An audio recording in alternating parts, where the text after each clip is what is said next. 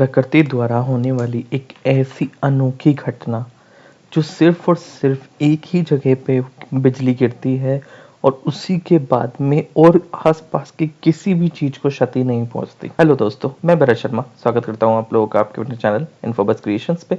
Channel को आपने अभी तक सब्सक्राइब नहीं किया है तो जल्दी से सब्सक्राइब का बटन दबा दें और बेल आइकन को ऑल पे कर लें ताकि जब भी कोई न्यू वीडियो आए तो उसकी नोटिफिकेशन आप लोगों को मिल जाए। तो आज हम बात करेंगे भगवान शिव के ऐसे मंदिर के बारे में जिसको हम बिजली महादेव के नाम से जाना जाता है। और ये इतना ज़्यादा फेमस मंदिर है भगवान शिव का, जहाँ पर हर 12 साल में सीधा जो भगवान शिव का लिंग है उसी के ऊपर बिजली गिरती है और जिससे भगवान शिव का जो शिवलिंग है वो बिल्कुल खंडित हो जाता है। हिमाचल के कुल्लू में स्थित ये मंदिर है और शायद इसका जो नाम भी पड़ा है वो कुल्लू का, उसी एक कथा है इसके पीछे, पौराणिक कथा, उसी के चक्कर में इसके ऊपर नाम पड़ा है। तो दोस्तों, इसके ऊपर वैसे तो दो कथाएं हैं, मैं आपको दोनों बताऊंगा। एक बार क्या है कि जो व्यास है और पार्वती नदी है, वहाँ की जो संगम उसका जो होता है, मिलता है व्यास नदी का और पार्वती नदी का, तो उसकी घाटी से एक जो राक्षस है वो आ गया था। तो उस राक्षस ने क्या किया कि इस घाटी के जितने भी लोग थे, जितने भी जीवित लोग थे, उनको वो क्षति पहुंचाना चाह रहा था। तो उसने क्या किया कि इस घाटी के अंदर एक विशालकाय सांप का रूप, मतलब जो लगता है आज भी, जो मतलब कहते हैं कि जो इस घाटी का, इसका जो पर्वत का रूप है वो बिल्कुल एक विशालकाय सांप की तरह दिखता है। तो उसने क्या किया कि अपना जो मतलब रूप है वो बना लिया और उसने नदी का जो वेग है वो रोक दिया, ताकि जिससे क्या हो कि उस नदी से जितना भी पानी जाए वो सीधा सीधा घाटी में चला जाए और वहां के जितने भी लोग हैं वहां पर डूब के वो मर जाएं।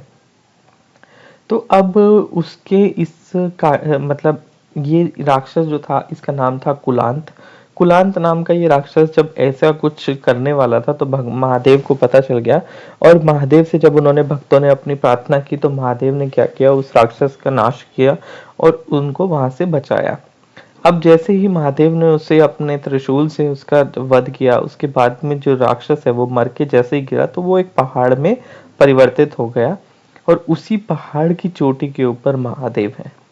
तो ये एक कथा है पुरानी, जो पुरानी कथा है, मानी जाती है यहाँ पर इस मंदिर के लिए, जिसकी वजह से जो मतलब उसके बाद में जब महादेव ने बोला तो ऐसा कुछ दोबारा ना हो, ये राक्षस दोबारा जिंदा ना हो, तो इसलिए उन्होंने इंद्र को बोला कि आप हर 12 साल के अंदर यहाँ पर बिजली गिराएं और हर 12 साल के अंदर जो ये है जगह है इसके ऊपर आपकी बिजली गिरनी चाहिए।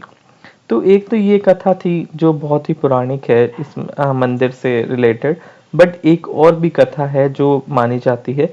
एक बार जो क्या है, वशिष्ठ मुनि जो थे, वशिष्ठ मुनि भगवान शिव के पास में गए थे और उन्होंने भगवान शिव से प्रार्थना की कि ये जो वज्रपात है, मतलब जो बादलों से, मेघों से एकदम से बिजली गिरना होता है, तो ये क्या करता है कि कई जगह क्षति पहुंचा देता है।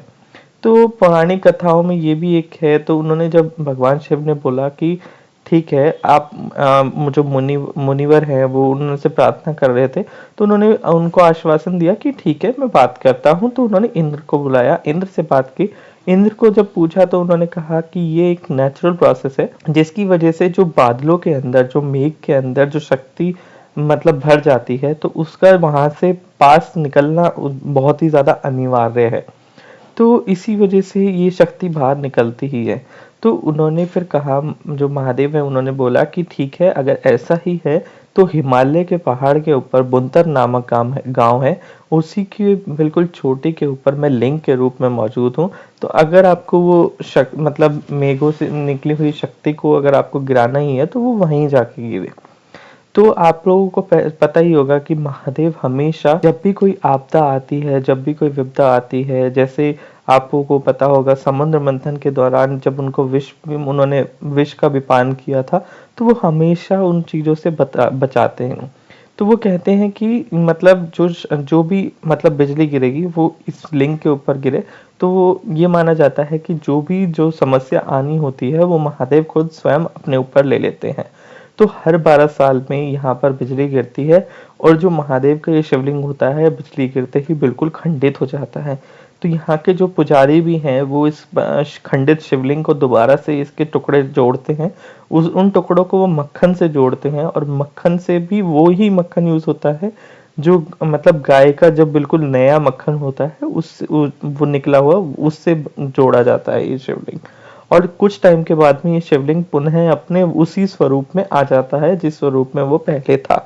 तो ये भी एक इसके पीछे की कथा है।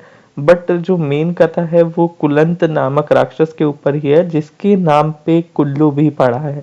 इस जगह का नाम कुल्लू भी उसी के नाम पे पड़ा है। तो अब ये चीजें बहुत ही ज्यादा प्राकृतिक है, मगर फिर भी यहाँ पर लोग आते हैं और इसकी बहुत ज्यादा मान्यता है। यहाँ पर शिवरात्रि पे यहाँ पर लाखों की भीड़ लगी होती है, दूर दूर से लोग इस जगह के दर्शन के लिए आते हैं। और महादेव का जो आपको पता ही होगा कि जब भी कोई विपदा आती है तो जो भी भक्त होता है वो महादेव को प्रार्थना करता है। तो इसी वजह से यहाँ पर जो महादेव का ये शिवलिंग है इसे बिजली महादेव के नाम से जाना जाता है। तो दोस्तों आशा करता हूँ वीडियो आप लोगों को पसंद आएगा। वीडियो पसंद आया हो तो लाइक करें, शेयर करें अपने दोस्तों के साथ में। आज की वीडियो में इतना ही, धन्यवाद।